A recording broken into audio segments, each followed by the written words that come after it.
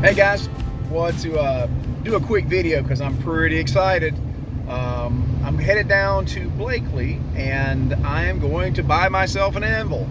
And I know I did a podcast here actually this morning talking about buying anvils. That's kind of what spurred everything. And I am headed down there to do the very thing. So I'm going to get a little bit of video footage for you to show you what you're looking for buying an anvil and why prices should be coming down very rapidly. The forge and fire effect is now waning and the show is winding down, and you're starting to see a lot of the prices for anvils and equipment come down. You're also starting to see a lot of small shops going, I say shops, small setups coming up for sale on eBay, Facebook Marketplace, and things like that. So that's where we're going to be at, and yeah, on the way to Blakely.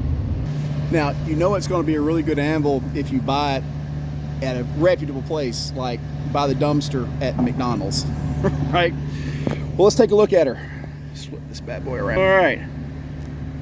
All right, so what we've got here, she's not much over 100 pounds. She's a relatively light anvil. There are some markings right over here. I can't quite make them out. I want to say that's wrought, and there may be something crossed there. This could be a Wilkinson. Kind of makes me think of a Wilkinson with this little bit of a larger base, but you can see that the top plate has absolutely been beat to cracking back, and that it's cracked out here. So we got some welding nonsense over here, which is usually very common for these anvils. For some reason, everybody likes to weld on a freaking anvil. But again, you can see a very large base for this top, and if you were going to buy this, this is a real problem, because certainly you can do some work here, but just about every good surface on here has just been hammered to poo-poo. And you can see that this plate here is actually really thin. Now, I don't know, I say that this could be weld, I can't really tell. That may be a weld repair or an attempt at weld repair. I don't know.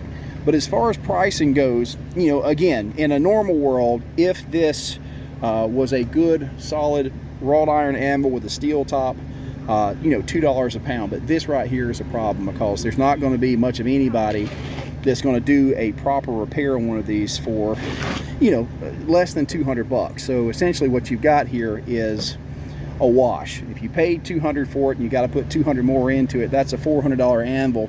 And you know, that's $4 a pound for your anvil. That's just not good. But again, I have leftover rods, so this is going to be one of those lost leaders for me. I'll get in here, but if you can see, there's going to be a considerable amount of buildup that's going to have to happen. So this is going to be an expensive little bugger to put back right. But outside of that, I mean, she's pretty solid. Wrought iron base, you can see the forge weld, so it's probably a little bit older, you know, but outside of that, she'll do fine. She'll do fine. So all in all, I did 200 bucks on that piece right there. I was supposed to be $100 cash and a knife, and I got so excited getting out of the house, I forgot the knife, so I just substituted a little bit of moolah to make up the difference, and they were happy with it. So this, like so many things down here, is a barn find. This was on somebody's property that belonged to a grandfather and just has been sitting for so many years. I'm having them go back and actually look for anything else metal that might have been around it. But I mean, again, not a bad little deal. We'll be able to clean this up, and being a smaller anvil, it'll make a great anvil if we go out for like demonstrations, or if we're teaching our classes or things like that. I mean, it'll be a serviceable piece. I mean, no problem at all, just a little bit of elbow grease. But you know, but one thing though, if you noticed on that top plate, that damage there, that really screws with your ability to do good, clean work. So if you were a beginner and you said, hey, I want this particular anvil, I would tell you, nah, don't do that. Because at that point, you're going to be fighting the tool. Like, the tool is going to be actively damaging your work. So this would not be an anvil that I would recommend for anybody just starting out. However, somebody like myself that's got the ability to repair it, then, you know, not a bad deal. But so there you go, guys. Anvil acquired. Pretty super cool. I always love new anvils. I don't care. They're just cool. So there you go, guys. Thank you for watching. Check you later.